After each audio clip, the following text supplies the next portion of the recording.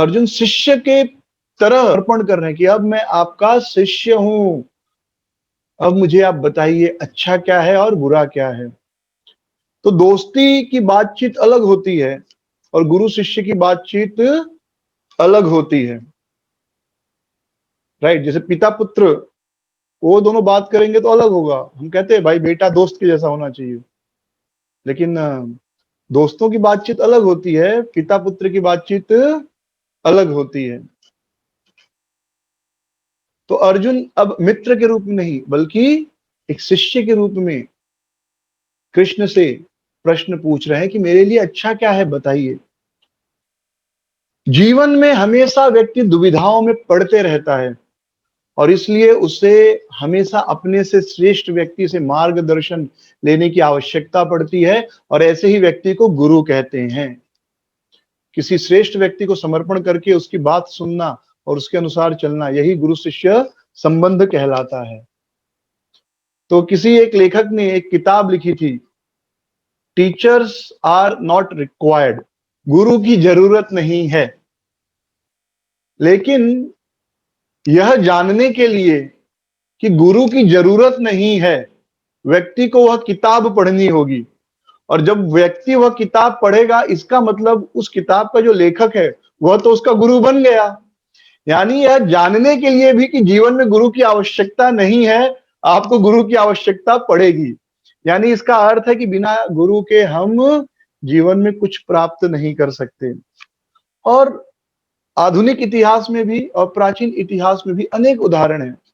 आधुनिक समय में हम सब देखते हैं, क्रिकेट में सचिन तेंदुलकर बहुत फेमस नाम है और उनके गुरु रमाकांत आचरेकर कितने प्रसिद्ध हुए, क्यों? क्योंकि सचिन के गुरु थे। तो सचिन फेमस हुए तो वो भी फेमस हो गए। लेकिन सचिन तेंदुलकर हमेशा कहते कि मेरे गुरु ने मुझे इतना अच्छा ट्रेनिंग दिया कि आज मैं इस कामयाबी को प्राप्त कर पाया हूं, सफलता प्राप्त कर सका हूं। फिल्मों में आप देखेंगे तो माधुरी दीक्षित बहुत फेमस, उनका डांस हर व्यक्ति देखना चाहता था, राइट।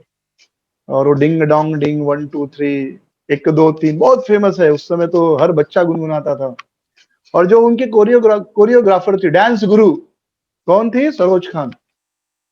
अभी उनकी मृत्यु हो गई और माधुरी दीक्षित बहुत दुखी हुई थी। तो उनके पूरे जीवन में सफलता का जो एक मुख्य आधार रहा वो उनकी डांस गुरु रही।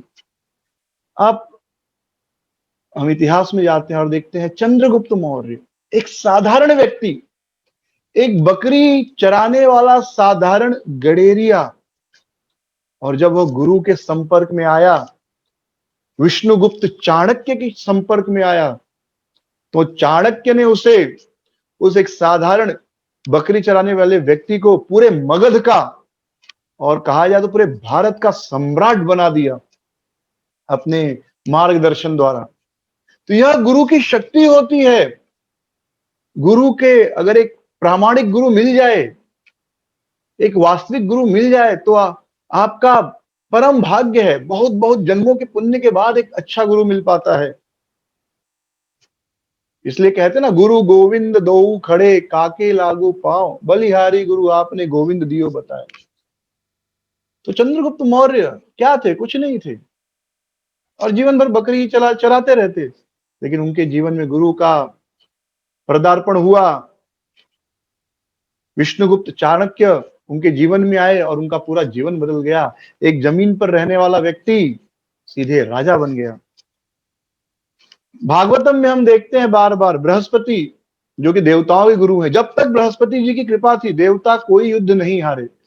लेकिन एक बार इंद्र ने बृहस्पति जी का अपमान कर दिया और बृहस्पति जी नाराज होकर चले गए।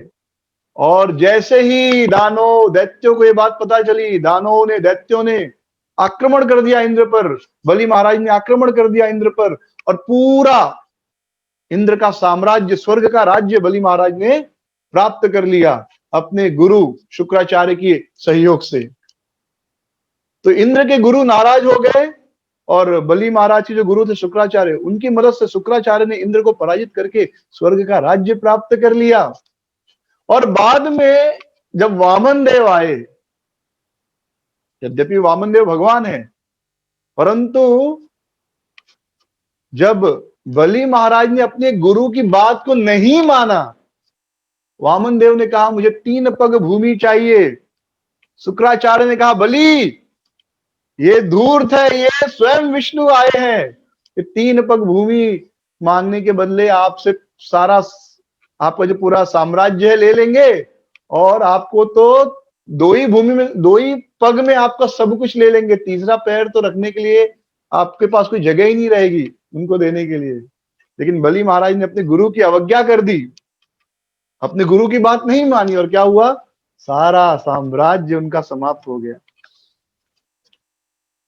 नारद जी एक सामान्य दासी के पुत्र थे। आज हम सब जो भी भक्त हैं, हम नारद जी बड़े प्रसिद्ध कैरेक्टर हैं। हाँ, हर व्यक्ति नारद जी के बारे में जानता है, भले सबकी अलग अलग धारणा हो, लेकिन हर व्यक्ति नारद जी के बारे में जानता है।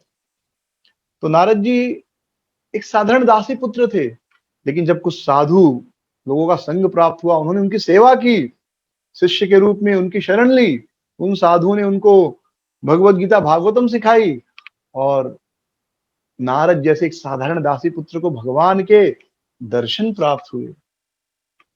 और वही दासी पुत्र अगले जीवन में ब्रह्मा का पुत्र बनकर पैदा हुए। कैसे? गुरुओं की कृपा से। और भागवतम में हम देखते हैं, भागवतम के रचयिता श्री वेद व्यास जी जो साक्षात सत्यावेश अवतार हैं, उन्होंने 17 पुराण लिखे, एक वेद को 4 भागों में विभाजित किया, वेदांत सूत्र लिखा, महाभारत जैसा महान ग्रंथ लिखा, लेकिन फिर भी हृदय में असंतुष्टि बनी रही, वो संतुष्ट नहीं हो पाए, दुख बना रहा। और तब जाकर उनके गुरु नारद जी का पदार्पण हुआ, नारद जी प्रकट हुए, उन्होंने अपने गुरु की सेवा की, अपने गुरु को समर्पण किया। जैसे अर्जुन अपने गुरु को समर्पण कर रहे हैं, वैसे वेद व्यास जी ने अपने गुरु को समर्पण किया, और नारद जी की कृपा से सुंदर श्रीमद् भागवतम लिखने में वेद व्यास जी समर्थ हुए। श्रीमद् भागवतम साक्षात कृष्ण का अवतार है। कृष्ण स्वधामोपगते धर्म ज्ञानादभि सह कलौ नष्ट दृश्यमेश पुराण अर्क अधुनोदित। कृष्ण अपने धाम चले गए, उनके साथ धर्म ज्ञान सब कुछ चला गया, तो कृष्ण के बदले यह श्रीमद् भागवतम पुराण प्रकट हुआ। और यह श्रीमद् भागवतम पुराण किसने लिखा? वेद व्यास जी ने। किसके मार्गदर्शन में? श्रील नारद जी अपने गुरु के मार्गदर्शन में। महाभारत हम सब पढ़ते हैं और देखते हैं कि अर्जुन विश्व के सर्वश्रेष्ठ धनुर्धारी बने। कैसे बने? एक निष्ठ अपने गुरु को वो समर्पित थे, पूर्ण 100% अपने गुरु द्रोणाचार्य को समर्पित थे, और उनकी यही निष्ठा उनके कार्य आई, और द्रोणाचार्य ने उन्हें विश्व का सर्वश्रेष्ठ धनुर्धर बना दिया। तो पूरा वैदिक इतिहास, मॉडर्न इतिहास, आज का इतिहास देखिए, आप वेदों में जो इतिहास है उसे देखिए, जो भी व्यक्ति जीवन में सफल हुआ है, उनकी सफलता में गुरु का बहुत बड़ा योगदान है। बिना गुरु के ज्ञान नहीं हो सकता। आप वैसे तो आप सब लोग भक्त हैं, क्रिकेट नहीं देखते होंगे, लेकिन जब हम क्रिकेट देखते थे तो हम देखते थे कि कितना भी बड़ा प्लेयर हो, उनके लिए कोच रखे जाते थे, ट्रेनर रखे जाते थे, गुरु रखे जाते थे। तो गुरु हो गए ना, कैसे बॉल फेंकनी है, कैसे बॉल को मारना है, जबकि वो इतना सीख के आए हैं। यानी किसी भी क्षण, जीवन के हर क्षण आपको अपने गुरु के मार्गदर्शन में होना चाहिए। जब तक आप गुरु की शरण में नहीं है, आप असहाय हैं। श्रील प्रभुपाद जी को एक बार एक भक्त ने पूछा कि प्रभुपाद जी, यदि गुरु आपके ऊपर क्रोध करे तो आपको क्या अनुभव होना चाहिए, आपको कैसा लगना चाहिए, आपको गुस्सा आना चाहिए कि अच्छा लगना चाहिए? प्रभुपाद जी ने कहा कि दुनिया का वह व्यक्ति भाग्यशाली है जिसके ऊपर उसके गुरु गुस्सा करते हैं, क्रोध करते हैं। दुनिया में हजारों लाखों लोग लावारिशी तरह घूम रहे, कोई उनको पूछने वाला नहीं। लेकिन आप भाग्यशाली हो कि आपसे कोई गलती हो रही है तो कोई तो है जो आपके ऊपर ध्यान दे रहा है और आपकी गलतियों को सुधार रहा है। We should feel fortunate that कोई हमारा स्वामी है। श्रील प्रभुपाद जी बार बार उदाहरण देते थे कि दो प्रकार के कुत्ते होते हैं। एक कुत्ता होता है स्ट्रीट डॉग, कोई भी आता है पत्थर मारकर चला जाता है, म्युनिसिपैलिटी की गाड़ी आती है और उसे उनको जो है गाड़ी में लेकर चली जाती है। और दूसरा एक डॉग होता है इसके गले में पट्टा होता है, किसका? उसके स्वामी का। तो उसी प्रकार जब हम जीवन में स्वामी आध्यात्मिक गुरु को स्वीकार करते हैं तो फिर माया की शक्ति कोई भी व्यक्ति हमें परेशान नहीं कर सकता। तो भौतिक गुरु हो गए, उसी प्रकार आध्यात्मिक गुरु भी होता है। आध्यात्मिक गुरु की परिभाषा देते हैं चैतन्य महाप्रभु, किबा विप्र किबा न्यासी शूद्र के नय, आई कृष्ण तत्ववेत्ता से ही गुरु है। गुरु कौन है? किबा विप्र, चाहे वो हो सकता है वह ब्राह्मण हो, वेदों को पढ़ाने वाला, किबा न्यासी हो सकता है सन्यासी हो, या शूद्र हो, कोई भी व्यक्ति गुरु हो सकता है। कब?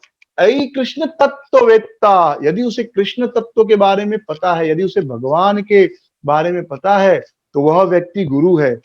वह व्यक्ति गुरु है जो हमें कृष्ण के बारे में बताए, जो हमें भगवान के करीब लेकर जाए, जो हमारे जीवन की सभी समस्याएं, जन्म मृत्यु बुढ़ापा बीमारी को समाप्त करने का तरीका बता दे, वही असली गुरु है। तो जीवन, यह भौतिक जीवन बहुत संघर्ष में है, जीवन में हमेशा संघर्ष आते रहेंगे। तो वे लोग भाग्यशाली हैं जिनके जीवन में गुरु हैं, चाहे वह शिक्षा गुरु हो, चाहे दीक्षा गुरु हो। कोई तो हमारा स्वामी है जिसके पास हम जाकर अपनी समस्या बता सकते हैं और वह व्यक्ति हमारी समस्याओं का समाधान करता है। तो अर्जुन इस प्रकार गुरु को समर्पण कर रहे हैं और अब कृष्ण, अब तक तो मित्र थे, लेकिन अब कृष्ण गुरु के रूप में अर्जुन का मार्गदर्शन करेंगे। Thank you. हरे कृष्ण। श्रील प्रभुपाद की जय। If you like this video, please like, share and subscribe our channel. Hare Krishna.